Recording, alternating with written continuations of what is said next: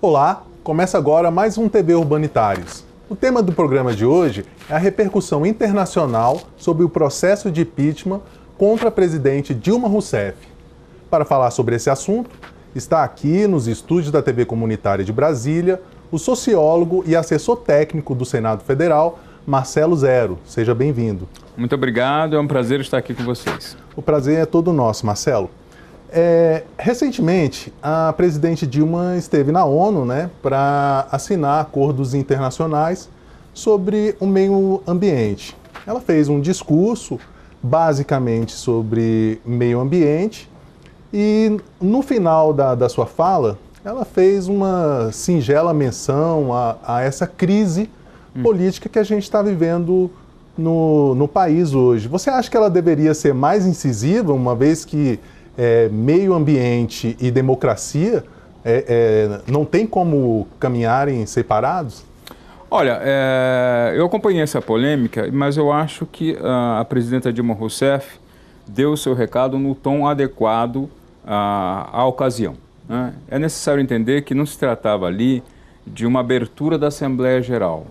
Numa abertura da Assembleia Geral, o Brasil é sempre o primeiro a falar, uma tradição que vem desde Oswaldo Aranha, e nesse caso há uma certa flexibilidade para os assuntos que serão objeto dos discursos do chefe de Estado. Nesse caso específico, era uma ocasião também muito específica, né? Se tratava da assinatura do Acordo de Paris, que cria novas obrigações para todos os países signatários em relação aos gases de efeito estufa. Então, um grande tema era dos discursos do chefe de Estado era a questão ambiental e o que cada país tinha feito ou iria fazer em termos de compromisso internacional para reduzir os gases de efeito estufa e a questão climática global. Então, nesse caso, ela não poderia fugir do assunto, o assunto principal tinha que ser esse, e no final ela deu o seu recado, mencionando inclusive que tinha recebido a solidariedade do chefe de Estado. Então acho que o discurso dela foi no tom adequado para a ocasião.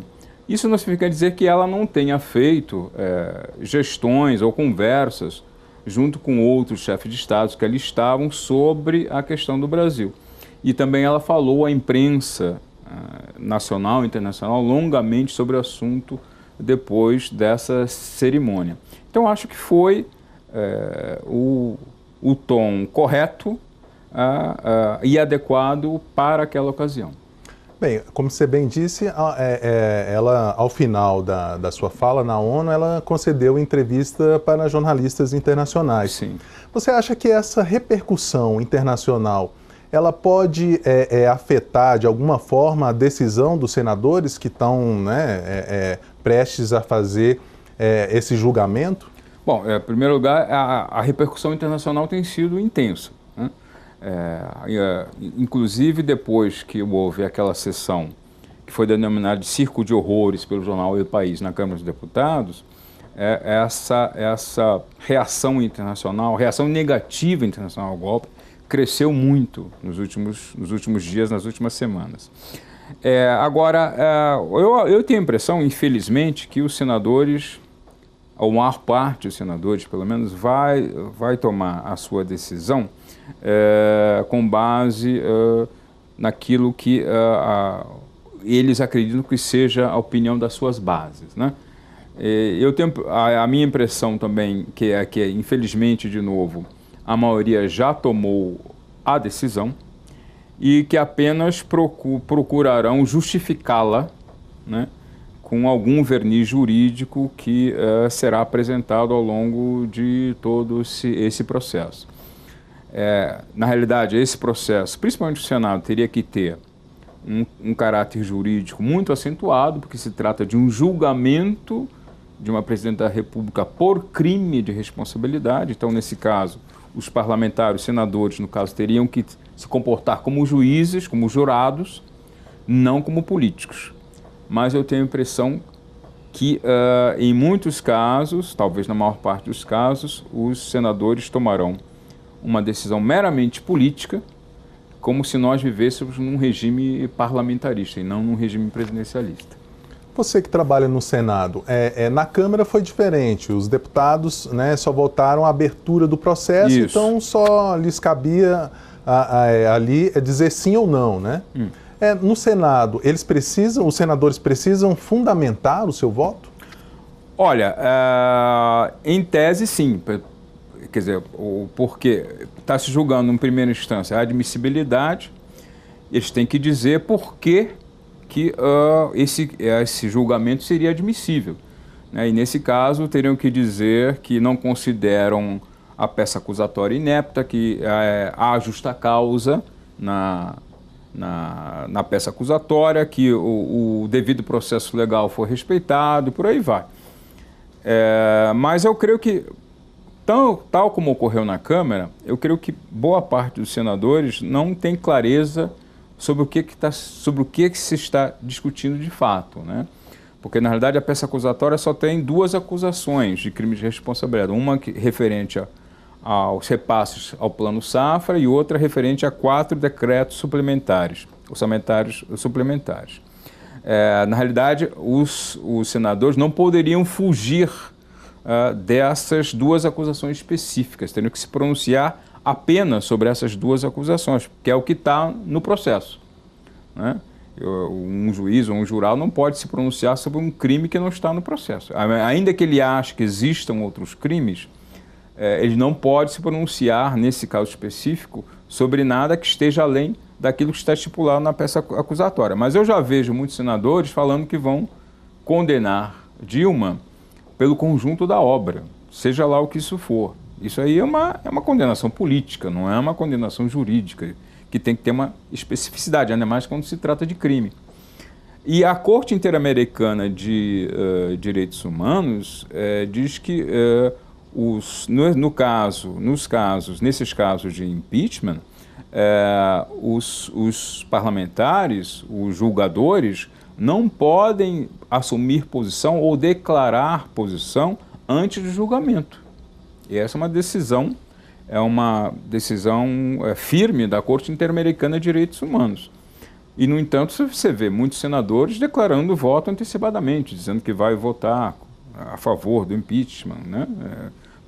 Pelo conjunto da obra ou por qualquer outros motivos, que nem são motivos que estão presentes especificamente nessa peça acusatória, são outros motivos políticos. Então, eles estão se comportando como se nós vivêssemos num regime parlamentarista, no qual, de fato, é possível se destituir um chefe de governo por questões meramente políticas, queda de popularidade, crise econômica, perda de credibilidade, perda da base parlamentar. Tudo isso é perfeitamente admissível num regime parlamentarista, mas num regime presidencialista não, porque no regime presidencialista o chefe de governo é chefe de Estado e recebeu um mandato específico da população, né?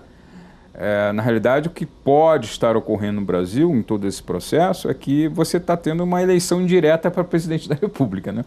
Está se caçando o voto popular, está se elegendo um novo presidente da República, que é o vice-presidente, apenas com o voto dos parlamentares, né? Isso é uma situação absurda.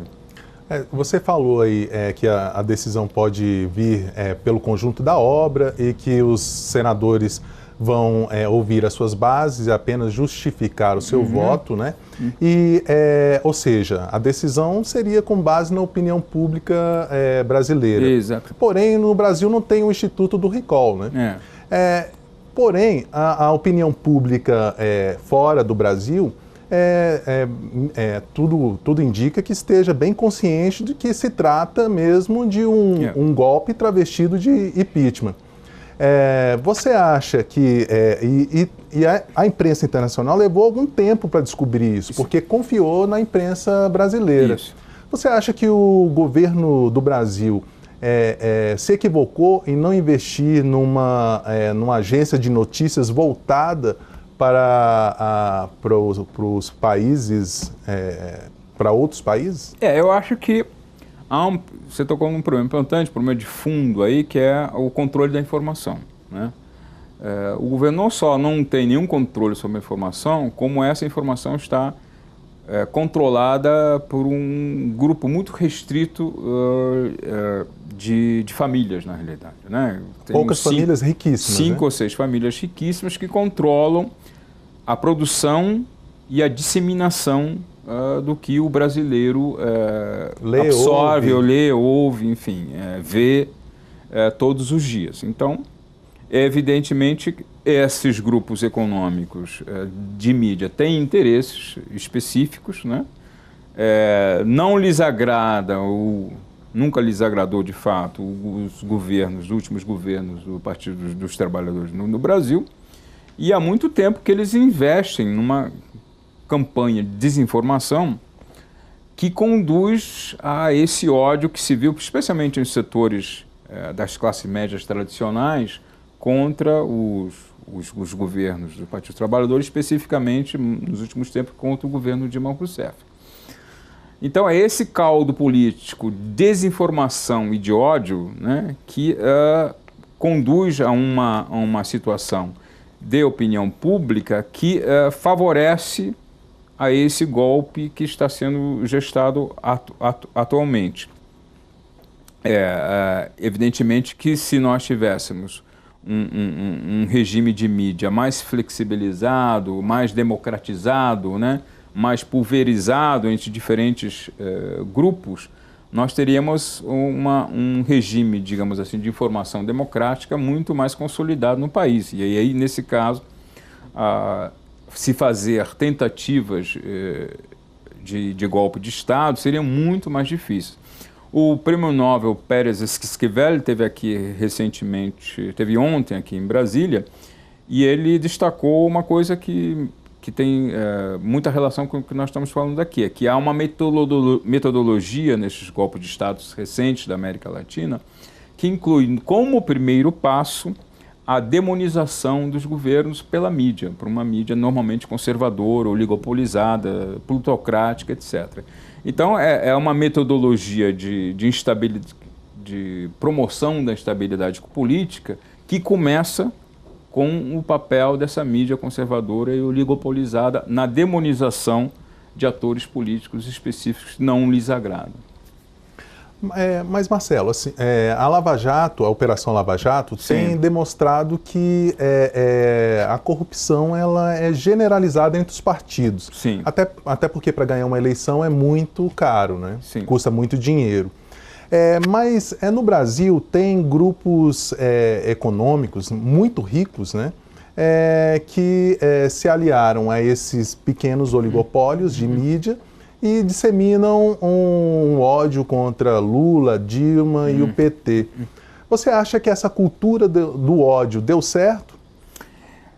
Até agora sim, deu certo, né? Agora, porque tem um objetivo específico muito raso, que é tirar o PT do poder. Agora, aí evidentemente que isso não vai assegurar governabilidade democrática no país, né? Uma coisa que se pode se perguntar, bom, se o golpe der certo, se o senhor Michel Temer assumir junto com o senhor Cunha, isso vai melhorar o Brasil? Isso vai garantir maior estabilidade ao país? Isso vai garantir a superação da crise? Não, evidentemente que não. Pelo contrário. Pode até acirrar, né? Vai acirrar, né? Se acontecer, ao contrário, vai acirrar. Quer dizer, nós teremos uma crise, um aprofundamento da crise econômica, porque você vai ter dois presidentes, o presidente e o vice-presidente, sem nenhuma credibilidade, e, ao mesmo tempo, você vai ter um programa de governo, pelo que se sabe, vai ser extremamente antipopular, porque o próprio vice-presidente Michel Temer já deixou claro que vai exigir sacrifícios. E esses sacrifícios estão expressos no programa do PMDB chamado Uma Ponte para o Futuro, que nós denominamos de uma pinguela para o passado, porque é um programa que vai destituir direitos, inclusive direitos seritistas, que vai incidir negativamente na política de valorização do salário mínimo, que vai cortar gastos constitucionais obrigatórios em saúde e educação para fazer superávit, com certeza vai privatizar, vai procurar entregar o pré-sal a empresas estrangeiras através de leilões, etc. E isso tudo, evidentemente, vai ter além de consequências econômicas, terá consequências sociais danosas, né? A gente costuma dizer que provavelmente esse programa, se implementado, ele vai desconstruir não apenas o legado social de Lula e do PT, mas também o legado social da Constituição Cidadã de Ulisses Guimarães e o legado social de Getúlio Vargas, inscrito na proteção trabalhista da CLT. Evidentemente que, para se fazer isso, mesmo um governo que tivesse muita credibilidade sofreria pressões muito fortes. Agora, um governo sem nenhuma credibilidade, sem nenhum voto popular, ao fazer isso, vai decretar um suicídio político, né? Quer dizer, então, obviamente... E somado a isso, um dos níveis de popularidade mais baixos. Mais baixos, exatamente. De um nível de rejeição extremamente alto. Então, você vai ter um agravamento da crise política e, muito provavelmente, também, para e passo a isso, um agravamento da crise econômica. Então, não é solução, pelo contrário, é agravamento do problema. Acrescentando a sua fala, que inclusive o Michel Temer deu uma entrevista hoje para um desses grupos de mídia, dizendo que vai privatizar tudo que for possível. Exatamente. Né? Então... Agora, Marcelo, a imprensa internacional, voltando Sim. à opinião pública estrangeira, tratou a sessão da Câmara dos Deputados com perplexidade e até deboche. Né? Isso. Os brasileiros também ficaram surpresos com o que viram ali, né, naquela sessão. Você acha que isso ajuda a piorar a imagem do Brasil? Com certeza, com certeza. Muitos que defendem o impeachment sem crime de responsabilidade, portanto o golpe, argumentam que o governo ou o Partido dos Trabalhadores, seja lá quem for, está prejudicando a imagem do Brasil no exterior ao dizer que o golpe é golpe. Na verdade, o que está prejudicando a imagem do Brasil no exterior são os próprios golpistas, né? Ao se promover um impeachment sem crime de responsabilidade, chefiado por uma figura notoriamente corrupta, que o fez notoriamente também, por vingança política, né? Isso cria um ambiente de perplexidade, né? Como disse o Luiz Almagro, o diretor-geral da OEA, o mundo não entende bem esse mundo ao contrário que é no Brasil. Como é que uma presidenta que é sabidamente honesta, inclusive em termos administrativos, não estou me referindo à honestidade pessoal, estou me referindo à honestidade administrativa da presidenta, pode ser caçada dessa maneira por um Congresso regido, ou por uma Câmara dos Deputados, melhor dizendo, regida por um notório corrupto. Né? As pessoas, evidentemente, que têm um mínimo de discernimento, não conseguem entender como isso se pode processar. E essa impressão desse mundo ao contrário, ficou exacerbada pela sessão vexatória da Câmara dos Deputados, que autorizou o processo contra a presidente da República, porque ali se viu de tudo, né? Quer dizer, os parlamentares iam à tribuna, falavam de Deus, falavam da família, falavam do cachorro, do papagaio, disso, daquilo, mas não faziam nenhuma referência ao processo em si, qual seria o crime de responsabilidade imputável à presidência da República, por que ele considerava que aquilo era crime de responsabilidade, etc. Eu até falei um dia que nessa ópera bufa do golpe, do impeachment sem crime, falta o personagem principal, que é o crime. Né? Cadê o crime? Né? O crime, inclusive, tem que ser algo facilmente identificável. Né?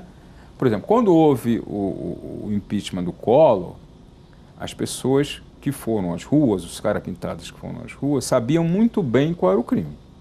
Porque lá era uma coisa muito clara, quer dizer, havia desvios de orçamento, desvios de dinheiro para enriquecimento pessoal.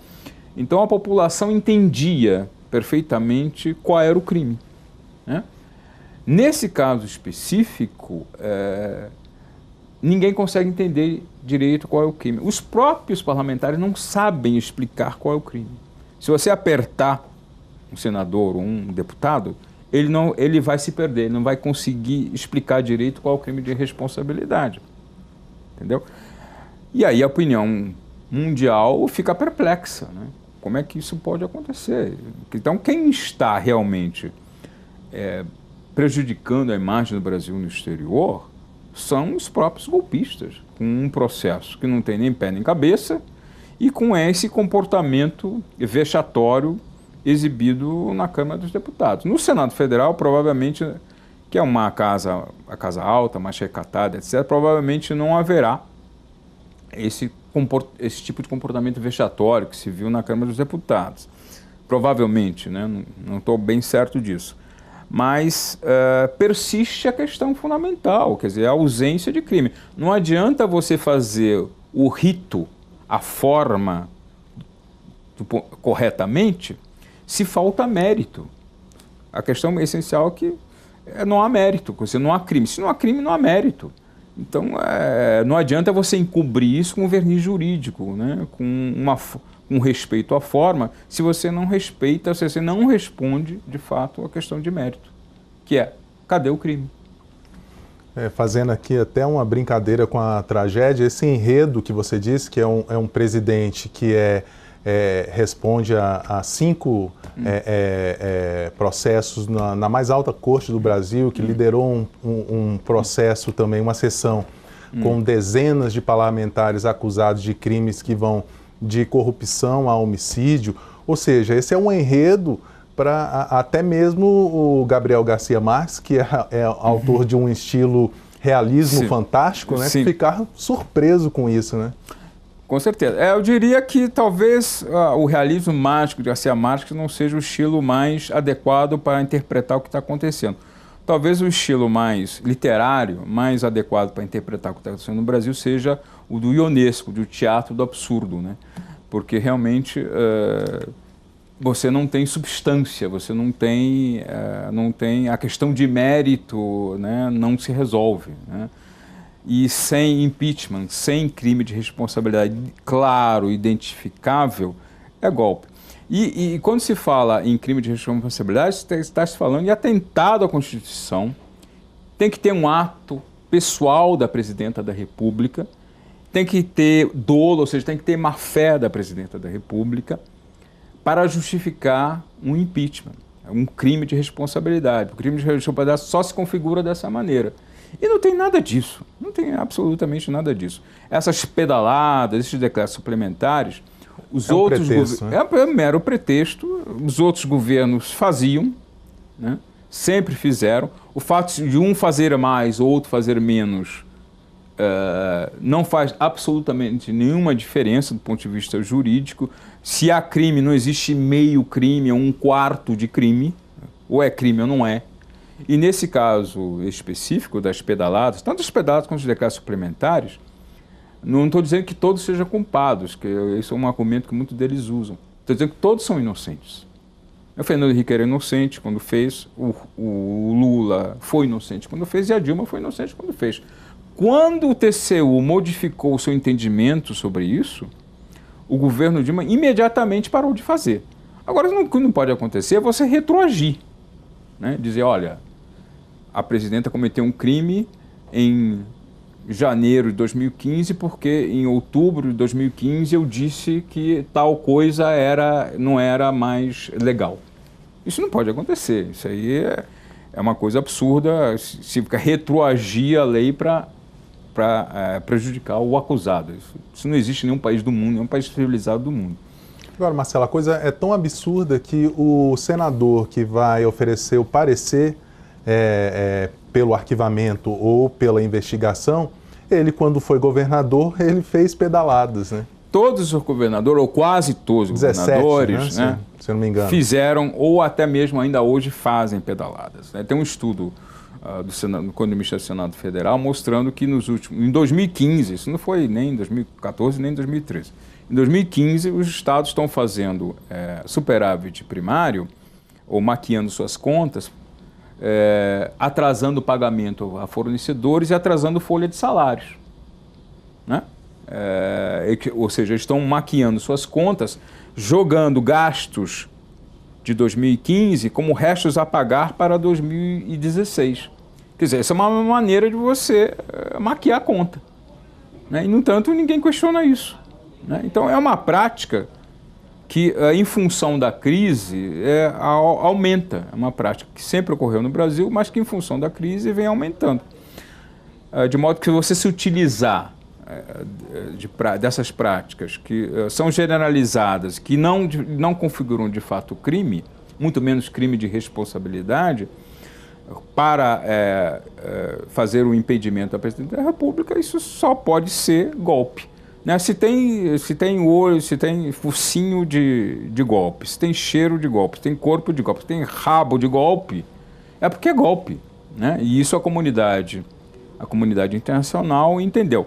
Muitos até jornais internacionais não falam especificamente em golpe, mas questionam, pelo menos questionam o processo. Quer dizer, as contradições políticas e jurídicas inerentes ao processo. Mesmo quando não chamam de golpe, questionam fortemente esse processo que está acontecendo no Brasil e questionam, sobretudo, uma coisa que muitos parlamentares não estão enxergando, as consequências que isso vai ter para o Brasil no futuro. Era uma das coisas que eu ia te perguntar agora. Se esse processo de impeachment contra Dilma ele passar, mesmo juristas renomados dizendo que não há fato jurídico para isso, você acha que a imagem do Brasil com relação à segurança jurídica sai afetada? Com certeza sai afetada, porque ninguém mais vai ter certeza do que é legal e o que é ilegal. Quem vai investir num país desse, né? Se uma coisa que era considerada legal, aí de repente, né, por uma decisão oportunista política, passa a ser considerada ilegal, né, evidentemente que não haverá nenhuma, não só a segurança, não haverá não só insegurança jurídica, como insegurança política também. Quer dizer, bom, o regime muda, as condições da base parlamentar mudam e aí muda tudo, né? As regras mudam, as regras de investimento, as regras do que pode, o que não pode, mudam também. Quer dizer, isso evidentemente que vai tornar o Brasil um país que vai se considerar um país pouco sério, né? Se faz um impedimento dessa maneira, sem crime de responsabilidade, se muda entendimentos jurídicos anteriores de uma forma oportunista, o Brasil vai passar a ser considerado como um país pouco sério, né, no qual as regras e a governabilidade democrática não tem nenhuma estabilidade, né? Com certeza. Até que investidor vai destinar recursos próprios para um país assim, né? Nesse nível de insegurança jurídica. Agora, Marcelo, a gente está chegando ao final. Eu gostaria de ter a sua opinião com relação a esse assunto. Enquanto a mídia internacional, né, ela tem pautado essas tramas e os personagens controversos como Eduardo Cunha e Michel Temer, um é notoriamente corrupto e responde a processos no STF. O outro foi chamado de conspirador e já foi citado pelo menos 5 vezes como recebedor de propina na Lava Jato. E, no entanto, a imprensa brasileira vem tratando com naturalidade o fato de uma pessoa considerada conspirador já estar negociando cargos na esplanada dos ministérios sem ainda ser presidente. O que você acha disso? Essa aí, por exemplo, o Prêmio Nobel da Paz, Pérez Escrever, quando tomou conhecimento disso, se declarou chocado. Quer dizer, é uma coisa moralmente vexatória, né? Inclusive lança dúvidas sobre os votos, né, que ocorreram na Câmara, né? Quer dizer, será que esses votos não foram, digamos assim, intercambiados por cargos, promessas de cargos em ministérios e por aí vai? Pelo que diz a imprensa, houve isso, né? Houve negociação de cargos em troca de apoio e por aí vai. Isso coloca em xeque todo o processo de votação, além de ter sido iniciado por vingança política, ou seja, com um desvio de poder pelo presidente da Câmara, se coloca em xeque também o próprio voto dos parlamentares, né? E se poderia também colocar, eventualmente, os votos de senadores, porque parece que houve há negociações de partidos que têm representação no Senado para a participação nesse que seria o próximo governo brasileiro. Isso tudo, evidentemente, torna o processo ainda mais questionável, né? Quer dizer, esse troca-troca, esse intercâmbio de voto por eventuais cargos enfim, eventuais porções do orçamento, né? De modo que isso tende a tornar todo esse processo ainda mais questionável aos olhos da comunidade internacional. Pode-se até se perguntar, bom, haveria alguma reação dessa comunidade internacional? A reação já está ocorrendo, né? Já está ocorrendo em todos os níveis. Com respeito a condenações formais, o Mercosul tem cláusula democrática, a OEA tem cláusula democrática e a Unasul também, a União das Nações Sul-Americanas, também tem cláusula democrática que permitiriam, em tese, uma condenação formal do Brasil, né? Isso já houve no caso de Honduras em 2009, houve uma condenação formal por parte da OEA, e no caso do Paraguai, no golpe contra o presidente Lugo em 2012, houve reação tanto do Mercosul quanto da Unasul. No caso da Unasul e do Mercosul, em relação ao Brasil, há uma questão, talvez venha a ser impeditiva, caso o golpe ocorra, que é a posição do governo paraguaio atual. Tanto na Unasul quanto no Mercosul é necessário que haja unanimidade, à exceção, evidentemente, do voto do país que seria objeto de sanções, no caso o Brasil. O governo paraguaio atual muito ligado às forças conservadoras daquele país que promoveram um golpe de Estado contra o Lugo. E naquela ocasião houve a reação tanto da Unasul quanto do Mercosul. E agora, por uma questão de vingança política, essas forças conservadoras do Paraguai, que hoje estão no poder, muito provavelmente não votariam favoravelmente a uma suspensão do Brasil do Mercosul ou uma suspensão do Brasil na Unasul. Isso seria impeditivo porque se requer a unanimidade de todos os Estados partes para que haja essa suspensão, uma possível suspensão do Brasil caso houvesse um golpe de Estado. Então, a questão essencial, na realidade, é essa. Muitos falam que o Brasil só teria apoio da Venezuela ou do Equador. Não é verdade. Na realidade, o Brasil teria apoio de mais países. A questão essencial, caso haja o golpe de Estado, caso o golpe de Estado se consume, na realidade, o veto, digamos assim, do governo paraguaio, né, do governo paraguaio atual. Mas poderiam haver outras reações, quer dizer, a reação essencial não seria uma condenação formal do Brasil, uma suspensão do Brasil do Mercosul, uma suspensão do Brasil da Unasul, não é isso. Eu acho que a reação, o dano maior seria a imagem do Brasil, né? Porque o Brasil passaria a ser visto de fato como uma republiqueta de bananas, né? Sem segurança jurídica. Com essa insegurança jurídica e com esse impeachment sem crime de responsabilidade conduzido por um Congresso contra o qual também pesam crimes, contra o qual pesam acusações muito mais graves do que as que pesam contra a presidenta Dilma Rousseff. Então, esse dano à imagem brasileira, à imagem do Brasil, será perene. Será perene. E aí é indiferente se houver ou não suspensão formal do Mercosul ou do Unasul. O dano maior é esse, e é um dano que será de longo prazo, que o Brasil vai demorar muito tempo para recuperar a imagem de um país sério, de um país que tem instituições democráticas sólidas. O que esse golpe vai mostrar ao mundo é que as nossas instituições são extremamente frágeis, né?